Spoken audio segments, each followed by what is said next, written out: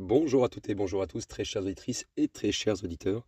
J'espère que vous allez tous très très bien et je suis extrêmement heureux en ce moment car je trouve que les épisodes que je vous poste dernièrement vous plaisent vraiment beaucoup, je trouve, car il y a énormément de vues par rapport à d'habitude.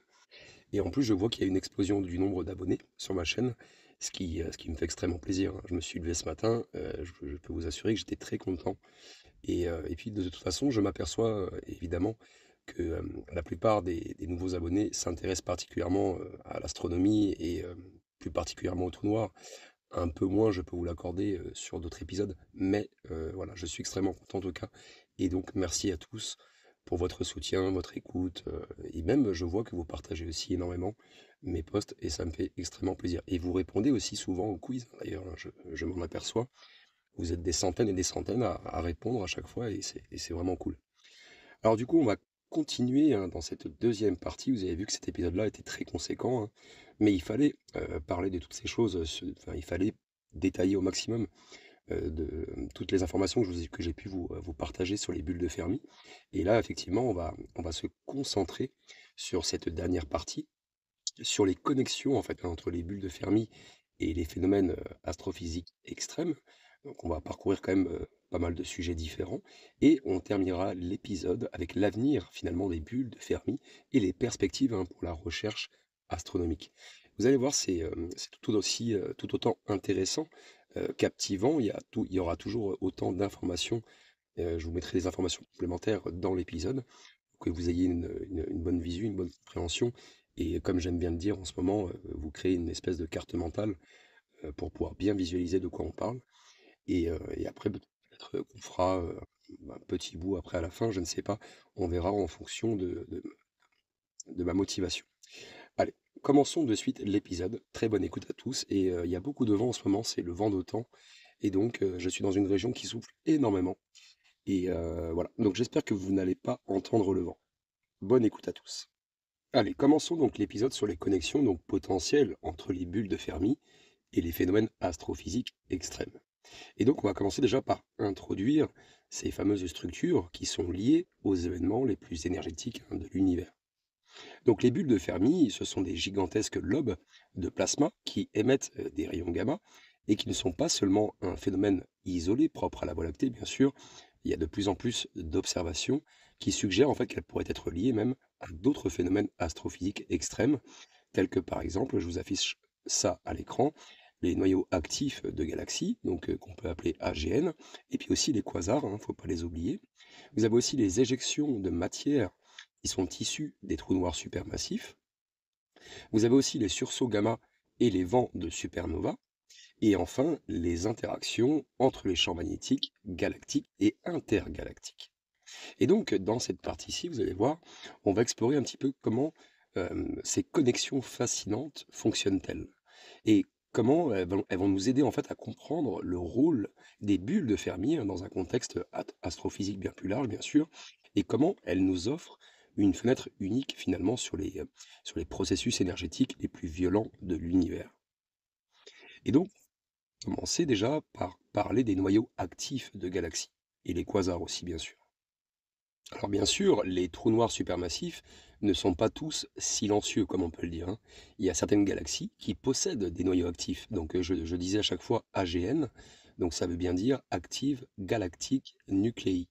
Ou alors, en fait, vous avez, en gros, vous avez l'accrétion de matière qui produit en fait une quantité colossale d'énergie, hein. Et donc du coup, ça nous amène à parler des bulles qui sont similaires dans d'autres galaxies qui sont actives. Vous avez des galaxies comme M87 qui a des jets qui déploient en fait des jets de plasma qui sont éjectés, hein, depuis le disque d'accrétion qui entoure en fait le trou noir supermassif de M87. Et puis bien sûr, vous avez ces jets qui interagissent avec le milieu interstellaire et du coup ça produit des structures qui ressemblent en fait aux bulles de Fermi. Alors, une question se pose. Y a-t-il une connexion avec notre Voie lactée? Les bulles de Fermi, elles pourraient être une version atténuée, si vous préférez, hein, des jets astrophysiques que l'on peut observer en fait, hein, dans les quasars et dans les AGN. Donc si le trou noir supermassif Sagittarius a connu une phase d'accrétion intense dans le passé, comme je l'ai dit dans l'épisode précédent, eh bien il aurait pu peut-être potentiellement produire une éjection de matière similaire à celle des AGN. Et donc la différence serait que ces jets en fait aient été stoppés par le gaz interstellaire, et donc ça aurait formé ainsi les bulles que nous observons aujourd'hui. Alors bien sûr, il y a un autre modèle à explorer avec les nouvelles observations, c'est l'amélioration des télescopes gamma et X qui devient possible en fait, hein, en fait ça va devenir possible comment dire, de comparer la structure des bulles de Fermi avec celle des lobes de galaxies actives. Et du coup, cette comparaison, si je puis dire, elle va révéler normalement potentiellement dans quelle mesure notre galaxie partage des mécanismes similaires avec les AGN, mais à une échelle bien plus modérée bien sûr. Et je tiens aussi à m'excuser pour le vent, c'est la tempête, je crois que c'est 120-130 km/h, j'en sais rien, mais même ma voiture est en train de bouger. Bien, passons au troisième point. Maintenant, nous allons parler des éjections de matière, des trous noirs supermassifs. On en parle très souvent sur ma chaîne, hein, mais on va détailler cela pour cet épisode-là. Alors bien sûr, vous le savez, hein, les trous noirs supermassifs, ils n'absorbent pas que de la matière. Dans certains cas, ils peuvent éjecter aussi d'énormes quantités d'énergie et de plasma. Et donc ça affecte finalement leur environnement sur des centaines de milliers d'années-lumière, d'accord? Et donc, on va se poser une question, comment les trous noirs produisent-ils des éjections de matière? Bon, pour les plus calés, vous le savez déjà, mais je vais essayer de simplifier tout ça. Lorsqu'une grande quantité de matière est attirée vers un trou noir, ça forme donc un disque d'accrétion qui est chauffé à des températures extrêmes, hein. Et donc l'énergie de ce disque, il peut alimenter de puissants events et jets. Et donc du coup, ça projette en gros du plasma à haute énergie dans l'espace. Et ces vents, ils peuvent façonner des bulles de plasma, très similaires en fait aux bulles de Fermi. Et donc, y a-t-il un lien avec l'histoire de la Voie lactée? Si Sagittarius a expulsé du plasma dans le passé, eh bien ça expliquerait pourquoi nous voyons deux bulles symétriques, hein, de part et d'autre, du disque galactique. Et même moi, ça me semble plutôt logique, je trouve. Et en plus, vous avez des études récentes qui suggèrent que des éruptions périodiques du trou noir pourraient être responsables finalement de la formation de ces bulles avec des intervalles réguliers, bien sûr. Alors, c'est une dynamique, bien sûr, qui est mal comprise. Bien que c'est une hypothèse qui est, on va dire, cohérente, je pense, avec les observations, mais on ne sait pas encore comment ces éjections se sont propagées dans l'espace et pourquoi elles ont une structure aussi bien définie, hein, comme on peut le voir sur les images. Alors maintenant, on va s'intéresser aux sursauts gamma et aux éruptions de supernovas. Les sursauts gamma, donc GRB, donc pour Gamma Ray Burst, ce sont en fait des explosions, ce sont les explosions en fait les plus puissantes de l'univers en fait, hein. Elles sont capables de libérer en quelques secondes bien plus d'énergie que le Soleil en des milliards d'années. Et donc, est-ce qu'il y a un lien entre les sursauts gamma et les bulles de Fermi? Les sursauts gamma, ils proviennent souvent en fait, hein, de l'explosion d'étoiles massives, ou même peut-être de la fusion d'objets denses, donc les étoiles à neutrons et les trous noirs. Mais il y a certains scientifiques qui révèlent que des explosions de ce type pourraient créer des bulles de Fermi, en fait en générant des ondes de choc ultra énergétiques. Et donc c'est une autre hypothèse, on pourrait appeler cela des vents de supernova. Si dans le passé la Voie lactée a connu une activité de formation stellaire intense, eh bien il y a de nombreuses étoiles massives qui auraient explosé en supernova. Et donc du coup ça aurait libéré d'énormes quantités d'énergie. Et ces explosions, elles auraient donc pu former forcément des vents stellaires très puissants, vous voyez, en fait, une fois qu'ils sont combinés à d'autres mécanismes, pourraient en fait creuser les bulles de Fermi. Et du coup, ça formerait une structure telle qu'on peut l'observer actuellement. Maintenant, il faut s'intéresser aussi à l'interaction avec le champ magnétique cosmique et le milieu galactique. J'en avais plus ou moins parlé dans la première partie, mais en fait, les bulles de Fermi, elles ne sont pas juste en fait en train de flotter au-dessus de nous ou en dessous de nous, par rapport au disque galactique, hein, bien sûr. Elles interagissent aussi avec le champ magnétique galactique, donc le champ magnétique de la galaxie, et intergalactique. Vous voyez qu'il est entre le milieu interstellaire, quoi.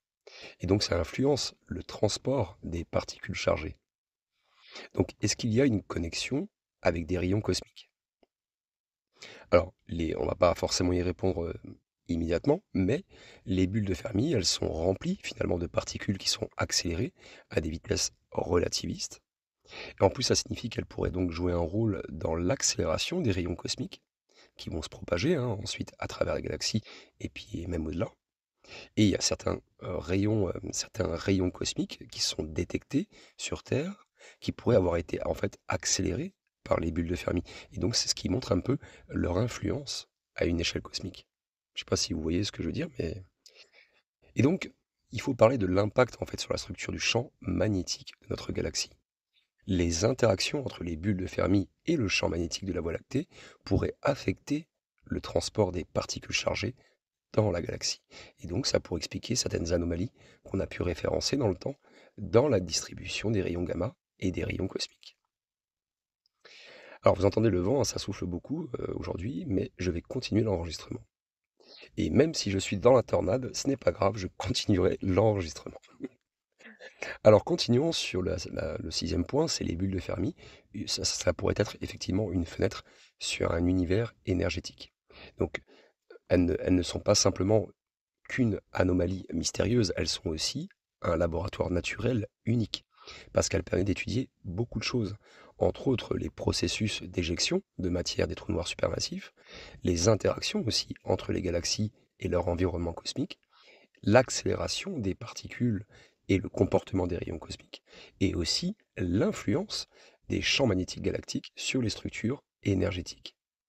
Et donc ça nous montre bien que la Voie lactée est une galaxie vivante et dynamique, en constante en fait interaction avec son noyau central, son halo interstellaire et les forces cosmiques qui l'entourent bien sûr. Allez, concluons sur cette partie-ci. Les bulles de Fermi sont bien plus qu'une simple curiosité astronomique. Et oui, elles sont un indice clé pour comprendre les phénomènes astrophysiques les plus énergétiques de l'univers. Et vous allez comprendre après, hein, dans la prochaine partie, on va détailler effectivement l'implication de ces bulles de Fermi pour l'avenir de la Voie lactée et même son rôle dans l'évolution galactique. C'est fascinant, hein, mais après, je n'ai plus assez d'informations pour aller plus loin.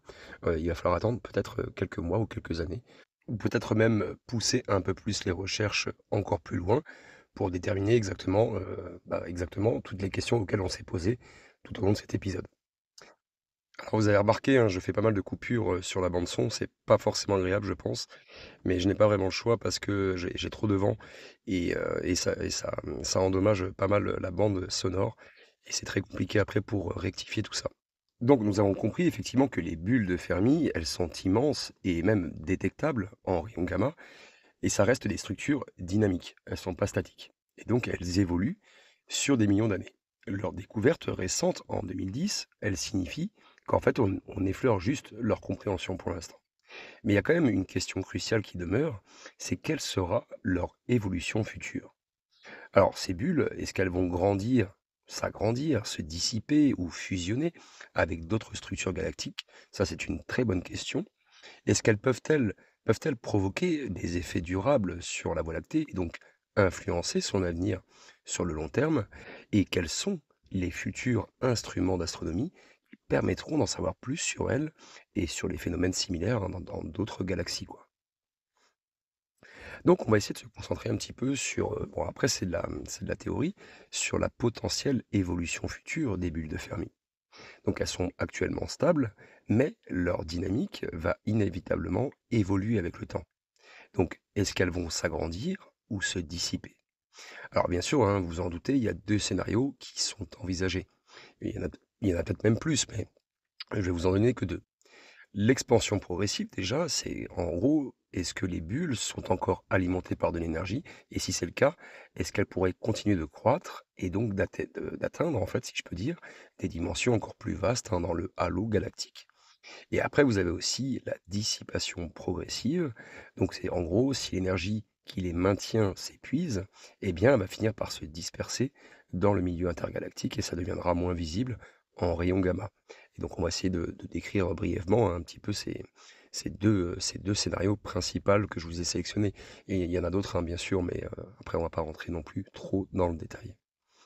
Déjà, on va commencer par parler des interactions avec le gaz intergalactique. On en a déjà parlé un petit peu dans la première partie, mais si les bulles interagissent avec des nuages de gaz intergalactiques, eh bien, elles pourraient déclencher de nouvelles ondes de choc, et donc influencer la formation d'étoiles dans la banlieue galactique.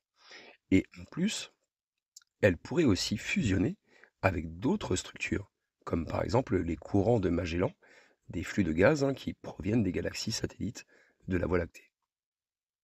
Alors, ça a un impact, bien sûr, je pense, à long terme sur la Voie lactée. Les bulles de Fermi ne sont pas que des témoins d'un passé tumultueux, elles pourraient aussi jouer un rôle actif dans l'évolution future de la Voie lactée.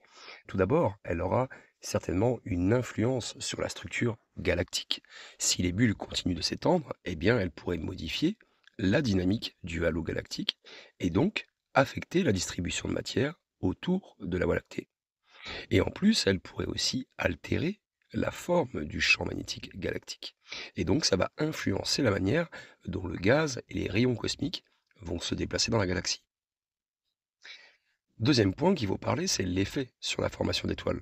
Parce que en compressant certaines régions de gaz, eh bien les bulles, elles peuvent favoriser la naissance d'étoiles, de nouvelles étoiles, à la périphérie galactique.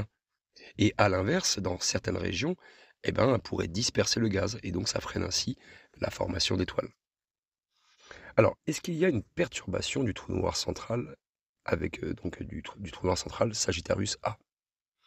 Si le trou noir supermassif Sagittarius A devient actif à nouveau, alors là, les copains, ils pourraient produire de nouvelles éjections de matière. Et donc, du coup, ça formerait de nouvelles bulles et ça renforcerait peut-être même potentiellement aussi les bulles actuelles. Et puis, ça pourrait aussi nous éradiquer, tout simplement. Allez, continuons sur la quatrième partie. Le quatrième point, c'est les bulles de Fermi et la recherche sur l'univers. Les bulles de Fermi, en fait, c'est un phénomène local, d'accord? Mais elles peuvent être aussi, il peut y en avoir partout dans l'univers, mais nous, quand on l'observe, c'est local. Mais elles sont aussi un laboratoire astrophysique qui est vraiment unique, en fait, parce que, vu que c'est autour de nous, bah, ça nous permet de mieux comprendre, d'autres phénomènes cosmiques qu'on pourrait observer, avec nos futurs télescopes ou même avec les télescopes que l'on a actuellement. Et donc, si on fait quelques comparaisons avec d'autres galaxies, eh bien, oui, il y a des structures similaires qui ont été détectées dans d'autres galaxies, comme M31, donc c'est Andromède, et certaines autres galaxies à noyau actif. Après, il y en a beaucoup d'autres, je ne vais pas toutes les citer. Et donc, quand on les compare avec la Voie lactée, eh bien oui, on peut mieux comprendre comment les galaxies évoluent sur des milliards d'années. Ça, c'est ultra intéressant. Alors, est-ce qu'il y a un lien avec les mystères de l'énergie noire et la matière noire? Parce que l'étude des bulles de Fermi, justement, pourrait fournir des indices sur la distribution de matière noire. Et parce que, en gros, leur interaction avec le halo galactique, vous avez compris qu'il n'était pas justement compris. Voilà, on n'a pas encore bien compris comment ça fonctionnait. Et donc, il y a certains scientifiques qui ont suggéré que leur émission gamma, donc les émissions gamma, pourraient être liées en fait à l'annihilation de particules de matière noire. Ça supprimerait les particules de matière noire, quoi. Vous avez vu, il y a beaucoup de vent, mais je continue. Je ne suis pas dans la tornade actuellement, mais quand je le serai, je vous le dirai. Alors, parlons maintenant des prochains instruments pour étudier les bulles de Fermi. Ça, c'est intéressant aussi. Il y en a d'autres des instruments, mais j'en ai sélectionné trois pour vous. On a des observations actuelles, donc, qui ont été faites par certains télescopes de nouvelle génération, qui proviennent principalement en fait de Fermi-LAT, qui est spécialisé dans l'étude des rayons gamma. Mais il y a aussi, bien sûr, d'autres télescopes, d'autres instruments astronomiques qui, bien sûr, vont révolutionner notre compréhension de ces structures. Donc on a COSI, donc COSI, Compton Spectrometer et Imageur. Donc en gros, lui, c'est un futur télescope spatial sensible aux rayons gamma à moyenne énergie. Et donc ça pourrait nous donner une meilleure carte des bulles de Fermi. Et je vous le mets à l'écran. Ensuite, on a Erosita, donc EROSITA. C'est un observatoire X qui pourrait révéler en fait de nouvelles structures qui sont associées aux bulles de Fermi, et notamment même des interactions avec le gaz chaud galactique. Et aussi, bien sûr, vous avez le télescope MEV, que je vous ai déjà parlé dans l'épisode précédent, dans la première partie, qui est un projet en cours qui pourrait cartographier en fait les rayons gamma qui sont produits par les bulles de Fermi avec une précision jamais atteinte encore actuellement. Je vous prie de m'excuser, je perds ma voix, je parle beaucoup. Alors maintenant, on va essayer de conclure vite fait sur ce petit point, sur le point numéro 5, c'est sur les nouvelles techniques d'observation. Il y a des projets en radioastronomie et en interférométrie qui pourraient aussi permettre de cartographier donc les champs magnétiques qui vont entourer les bulles de Fermi. Et ça fera l'objet d'une prochaine vidéo sur la playlist des technologies un petit peu high-tech que j'essaie de développer. On avait développé pour le premier épisode les lasers de haute énergie, et on va donc effectivement, c'est un spoil, on va parler justement de cela dans cette nouvelle playlist. Je vais y arriver. Et aussi, vous avez l'astrométrie de précision, donc comme celle du satellite Gaïa, et que je vous ai déjà parlé aussi en épisode, qui pourrait aider à mesurer les effets en fait des bulles sur le mouvement des étoiles et du gaz galactique. Et il me semble qu'il y a un quiz aussi sur l'épisode de Gaïa. Donc si vous ne l'avez pas vu, si vous n'avez pas répondu à ce quiz, je vous encourage vivement à y aller. Allez, concluons sur cette dernière partie, ça fait déjà bien assez longtemps, vers une nouvelle compréhension de notre galaxie. En gros, les bulles de Fermi sont non seulement un phénomène isolé, mais elles sont une pièce du puzzle cosmique qui nous permet de comprendre d'un premier point, l'histoire énergétique de la Voie lactée. Deuxième point, les interactions entre les trous noirs supermassifs et même leur environnement. Et troisième et dernier point, l'impact des phénomènes astrophysiques extrêmes sur l'évolution des galaxies.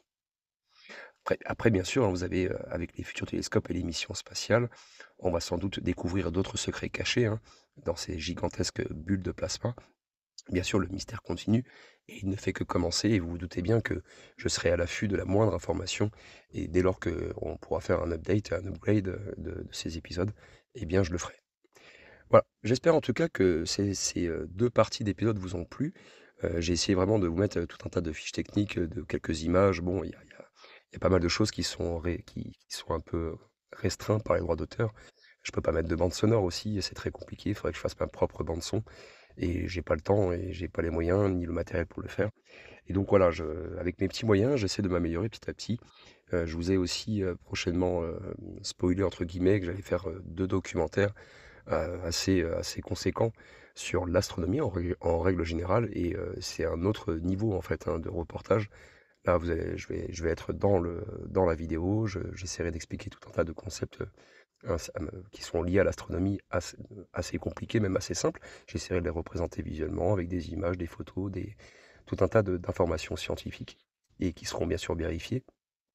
Et puis aussi, voilà, j'essaierai de vous montrer aussi peut-être, pourquoi pas, certaines expériences en temps réel, enfin là en vidéo, en vrai, pour vous montrer quelque chose, quelques petites infos, quelques petites techniques pour observer correctement le ciel, par exemple, ou essayer je ne sais pas, de régler un télescope ou régler des jumelles, ou peu importe le matériel, en fonction de vos demandes, je m'adapterai.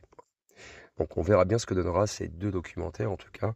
Le premier va porter essentiellement sur l'astronomie basique. On va parler de tout un tas de choses basées sur l'astronomie. Oui, je vous l'accorde, il y a énormément de contenus de ce genre qui sont sur YouTube. Et moi, c'est un petit défi pour moi, donc je vais essayer de le faire. Et si ça vous plaît bien, je passerai au deuxième reportage, où là, j'essaierai de créer un contenu technique sur lequel je vais vraiment pousser toutes les idées que j'aurais pu argumenter dans le premier documentaire. Voilà. J'espère en tout cas que cet épisode vous a vraiment plu. Cette deuxième partie sur les bulles de Fermi, c'est comme vous avez pu le constater, c'est un travail très conséquent. Ça m'a pris énormément de temps. Je pense que j'ai dû passer au moins 2-3 semaines, on va dire, pas tous les jours, bien sûr, mais une fois ou deux, tous les 2 jours, je m'y mettais quelques heures à chaque fois. C'est quand même très long. Et donc voilà, en tout cas, je vais essayer de garder un petit peu le même niveau de reportage ou de documentaire, si je puis dire.